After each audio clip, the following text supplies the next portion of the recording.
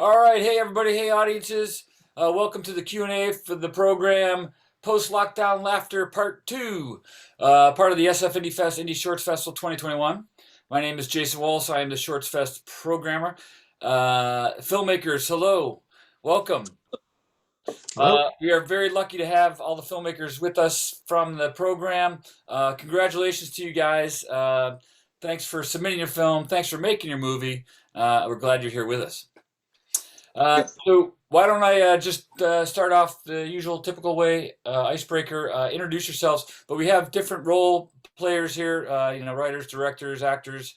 So state your position in the movie, your role in the movie, what the movie title is, and maybe a brief synopsis, not the long-winded version, maybe the elevator pitch, because the people have seen your movie. So tell us what your movie's about. Matt and Sam, I'll start with you, please. Hey, my name is Sam. I'm a producer and one of the actors in Mixology.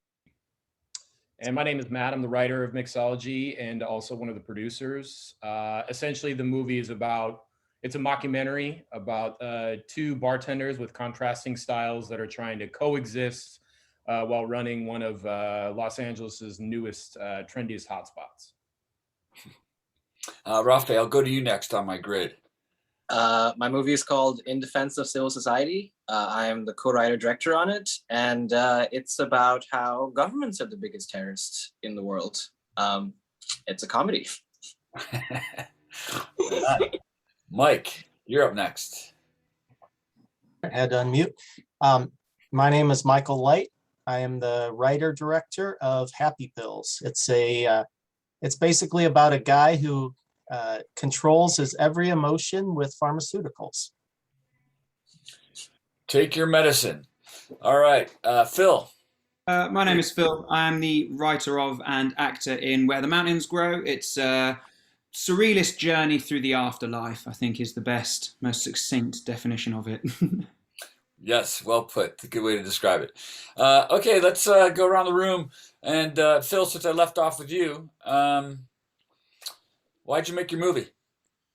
It started off as a stage play. Was something I'd wanted to do.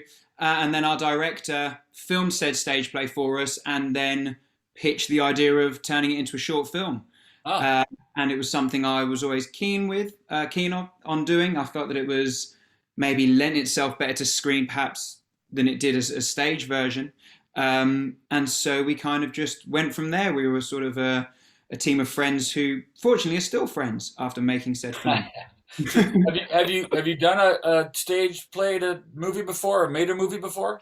I personally have never done anything on camera, and neither had my business partner, but the other team, the guys from Black Apron, had experience within film and short films and stuff, so they were able to provide the expertise. Because it translated well to film, surprisingly. I don't know if that's usually a challenge. So did you have any worries or concerns, or did you know that it would translate well from? So it's not uncommon for stage to really struggle going into screen versions. And so we kind of set out with the idea of knowing that it was going to be very different. And it's like the same feel is there and the narrative arc is there and some of the humor, but it is almost unrecognizable in its style and tone and the look of it. For the stage play, we kind of just sat there and said, this is going to need to be different because some of this won't translate particularly well when it's put on camera. And so I think it was a case of me not being too precious about the stage play and watching an hour and 15-minute stage script get turned into a 20-minute short.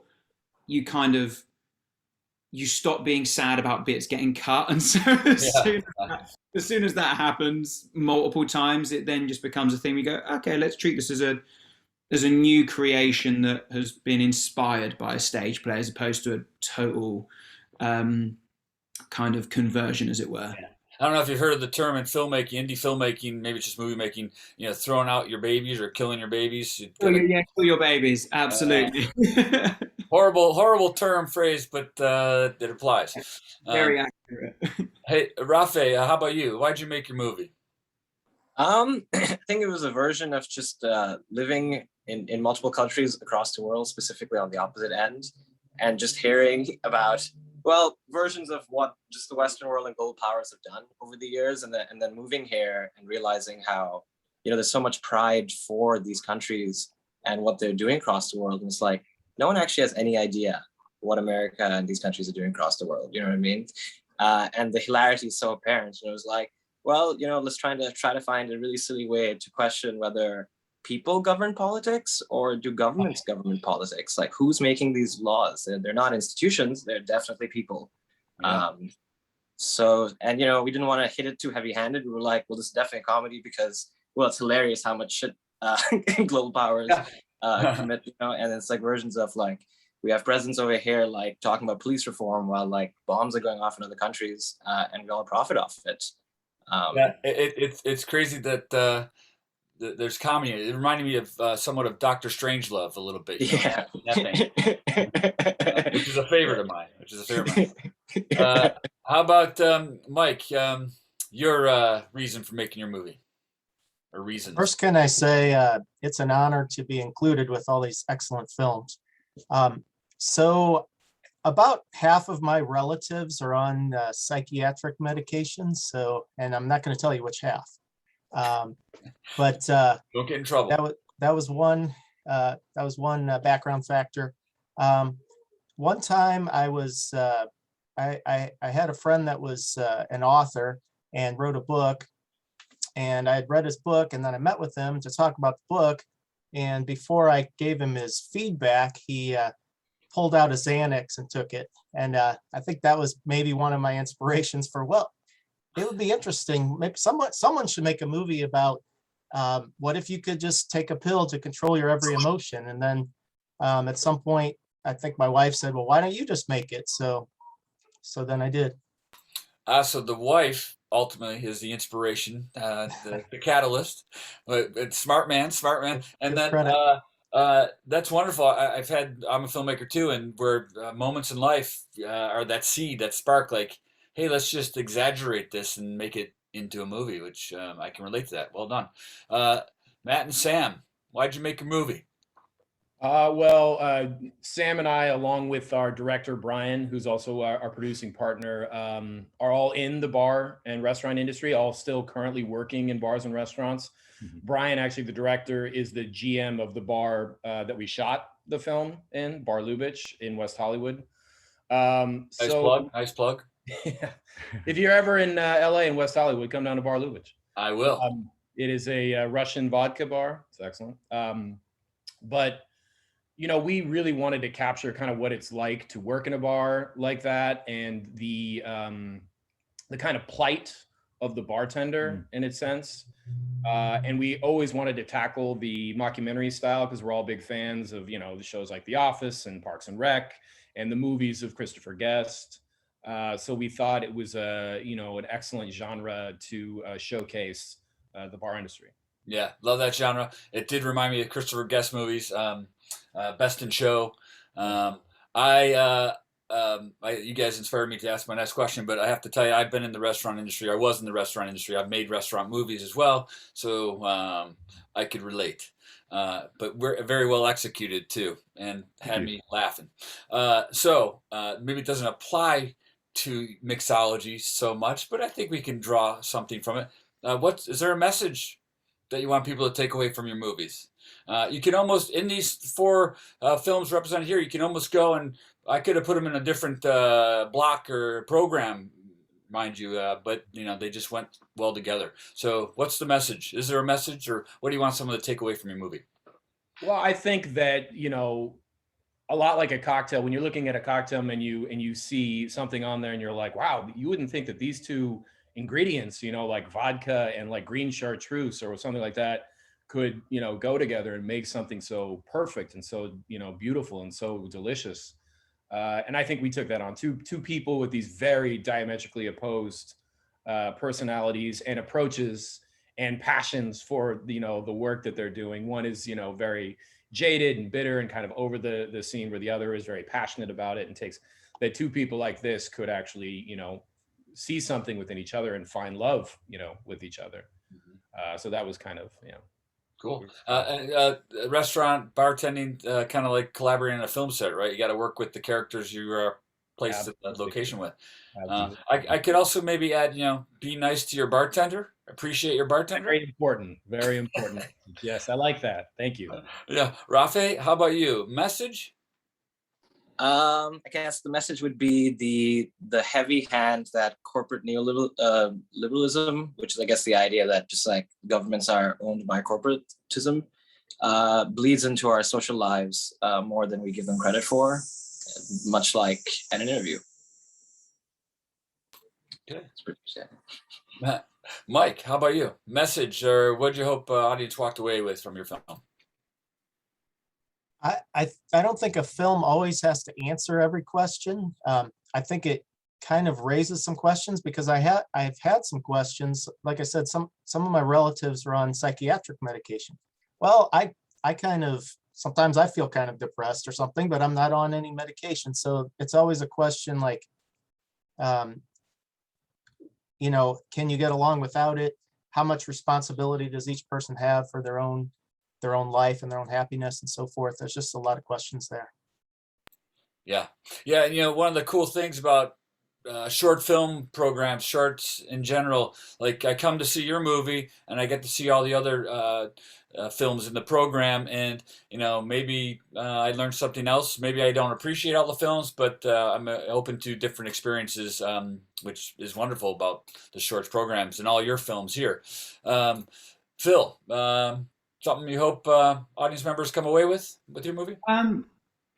Yeah, it's a funny one because I sort of looked at lots of things with it and always wanted to be able to marry together that sort of sad and humor side of things, and kind of pointing out that it is possible to be sort of stressed or unhappy or anything like that, as some of our characters are, but also be funny with it, and they kind of actually marry together slightly better. There's always this thought of a comedy always has to be funny. It's like, oh no, a comedy can be, it can end with a dead kid and it's still a comedy, it's fine. And with ours, it's because it's had this sort of previous life, it's always been one of those where I was very happy for people to kind of take away their own interpretation from it. It's sort of purposefully grey and nuanced in places so that people go, oh, I felt this about it. It's like, okay, great. So I don't think I ever specifically went, I hope people feel this way when they leave. Right. And I think that's probably the best honest answer I could give, rather than coming up with something poignant as the other people have been able to do. No. Authentic and honest is real for sure. I appreciate it. So did you guys all make this in the last year and a half? Did you make these in the last year and a half? Okay. Mine was over the course of a few years. I had some film obstacles, but also some other life obstacles. So, people in the hospital and so forth. So yeah, it took a little while. Perfect segue into my next question. So I'll go with you. What were some of the obstacles? What was hard about making it? The challenges, reoccurring theme, of course, is the pandemic, right? But filmmaking's hard. So share any big obstacles, challenges that you had, Mike. So our film was substantially completed before the pandemic, so that was helpful, I guess. One, I had some challenges with locations, finding locations, and you might think, oh, it wouldn't be any kind of big deal. You just need a bar. Well, one thing was call up Matt and Sam. They got a bar. Yeah, they got it locked. So I was looking for a kind of a timeless fable kind of aesthetic. I didn't want it to feel like, this movie was placed in an exact certain time. It's got a little bit of futuristic stuff. It's just kind of, I just wanted to feel kind of timeless. So I probably looked at a whole bunch of bars and taverns, but a lot of them, especially the exterior, I'd be like, I'm not quite feeling it.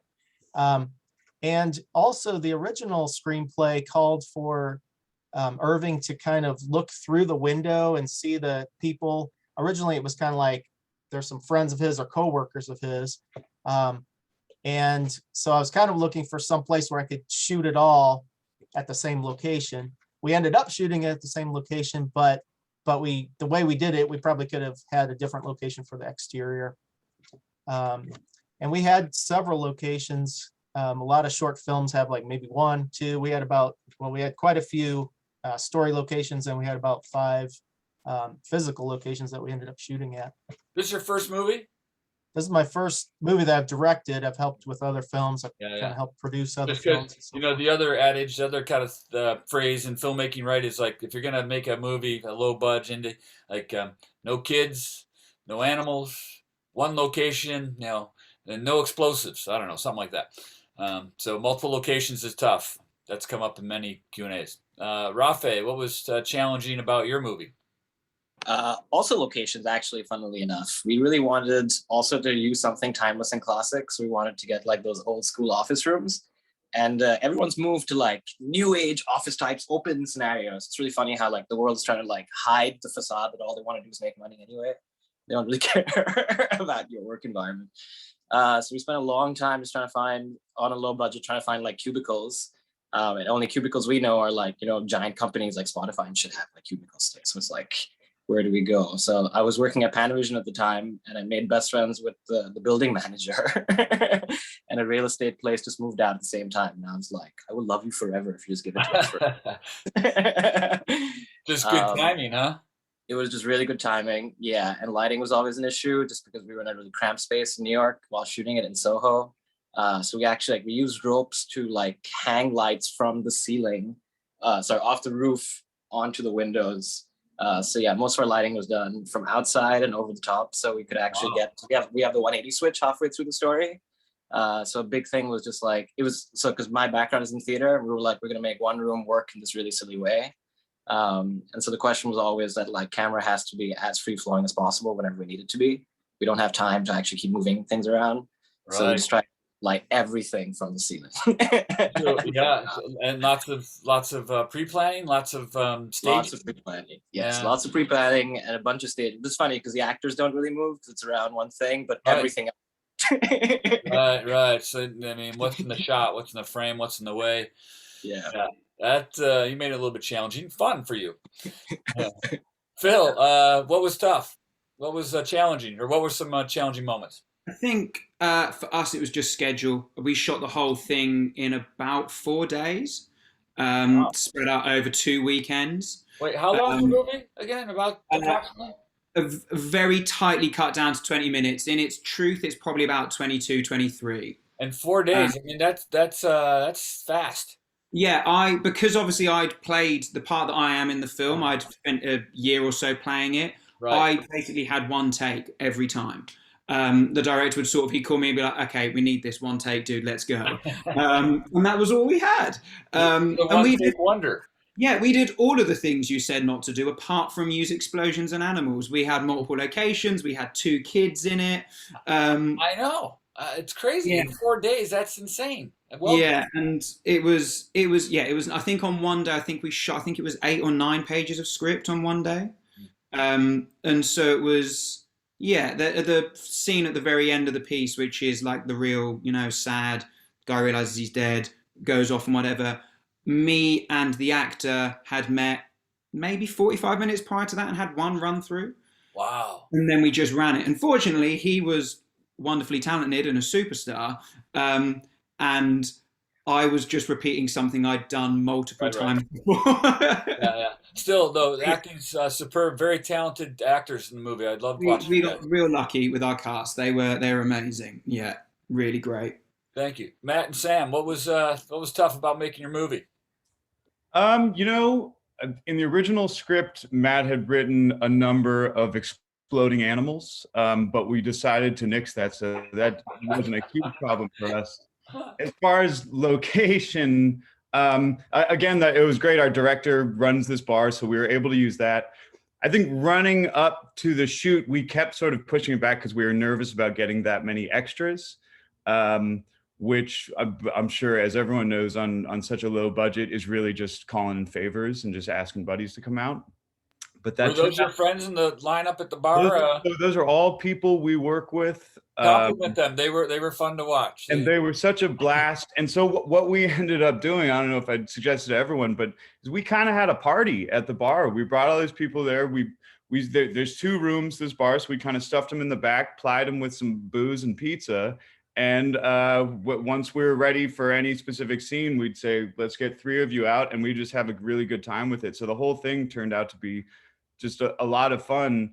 The big challenge that we kind of gave ourselves going into it was, because we're such fans of the genre of mockumentaries and documentaries in general, is we really wanted to make it look like a real documentary. So Brian, our director, who's a visionary and really has these great images in his mind, would have these sort of, okay, this would be from above and we'll get this angle coming in, da da da.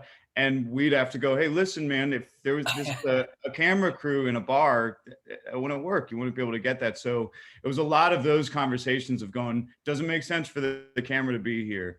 This Right. guy can't come from that angle because you would have people there. So that was our sort of self-inflicted challenge. Yeah, well, actually, it probably served you well, because a lot of the comments and Q&As is, a camera move or a dolly move or some other thing that just didn't execute well, and they wasted a day trying to get it and lost time. So kudos to you for collaborating on that and getting out in pre-production. So since I'm on you guys, do you also have a favorite moment from the filmmaking process? Actually, favorite like process moment, production moment, and maybe, if you're sitting in the audience watching the movie, what's your favorite scene? And both of you guys answer, please.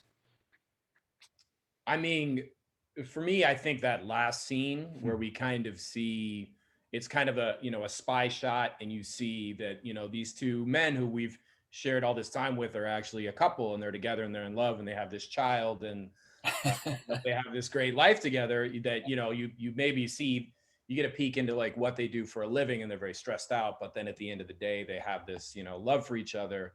And shooting that was really fun, because the little girl in it is actually the other bartender, not Patrick, who played Dennis. That's his daughter, and his wife was actually in the back seat of the car as it pulls up. So she's kind of like directing her, at that moment. So it was a very like sweet, kind of candid moment with his family, and then obviously with her father kissing Sam. She might have been a little confused, but it was a very sweet moment, Cool. and it was really fun to shoot. And she was a pro. I mean, she's on shows. She's on Shameless, the show Shameless on Showtime. Her and her mother on that show. So she's a much more of a professional than any of us. Right on. Yeah, for me, I think shooting it was those asides, or whatever they're called, like the talking head things, because it was like, we sort of grew up watching all the Judd Apatow movies and things where you'd see the outtakes, and it was just these guys improvising over and over, and we got to just play with that for an afternoon. All right, try saying this. Let's see how this works. All right, let's fool around with this. And that was such a blast. It felt like like a real movie. Me too. Me too. I don't know why, but those talking head, it was a joy to watch. And then when you threw in some extra little bonus material at the end there, I was just like, keep going, keep going. Oh yeah, that's that fun. was so great. Yeah, we had a blast with it. But watching it was, like I was saying, we were trying to do this sort of cinema verite thing. So there's all these great sort of pretty slow motion shots happen where the shot glass falls and breaks and stuff. That was all just real. The director just walked around with the camera and caught people sort of partying at this sort of impromptu party we put on. So watching those now, I think they're beautiful shots, but knowing like, oh, that was like our idiot friend pretending to dance, or pretending he knew how to dance because he was drunk and trying to impress that girl. Right. And we captured that. Right on. Very neat. Rafe, a favorite filmmaking production moment or process moment, and your favorite scene executed? My favorite scene, my favorite moment, let's just say, because you mentioned Doctor Strangelove, is our moment when our character gets to say, we're the land of the free, so we're at war with everybody. I think sort of like brings up America in a really beautiful way. The freedom will always be fought against. And I think the most fun moment was when the pie chart falls from the back, and it just alludes to the fact that, you're going to get percentages of which demographic of people you kill. Yeah. And you find out that 45% for every white person, and they're like, why? And it's like, well, the market dictates it, like we don't actually have a say in any of this. And it was a lot of fun trying to get this pie chart, just very heavy, to stay there, and then we had to get like 4 people literally on strings to like let it fall at this one beautiful time, and it took us a long time to get it to fall perfectly. It's a silly thing to spend time on, but we did. The whole film's beautiful. It's well executed. It looks fantastic. So worth the efforts, at least on the audience's end. Thank you. Yeah, Mike. Favorites. All right, if you don't mind, I'm going to hit 3 things real quick, and they kind of both are, well, they gave me a good feeling on the production side, and I like how they turned out in the movie. So let's start with when Takesha was playing Esther is crying in the conference room. So we were shooting that, and when she got, I think it was after the first take, I think our director of photography, who's Bart Elfrink, who's a producer, he kind of like leaned over to me and like, yeah, she's really good or something, you know, and it was like, yes. And then a similar thing, when we did the scene where the cat was run over by the truck and Chris O'Brien is laughing at a completely inappropriate time.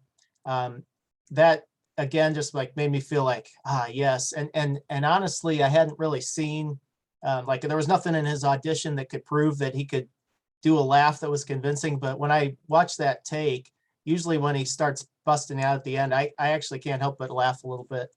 And then Dr.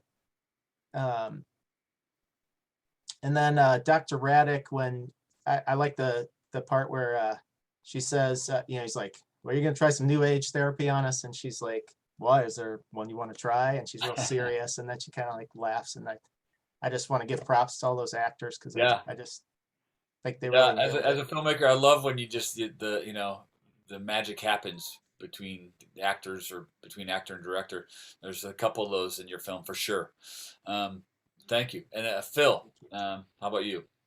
I think certainly within, he's kind of built into the process and the film itself. There's the young kid we have called Patrick. He's the kid with the typewriter in the big atrium, like administrative area. And I've known him since he was about 7 or 8 and have taught him acting at his school, and just like a little after school club kind of thing, real relaxed.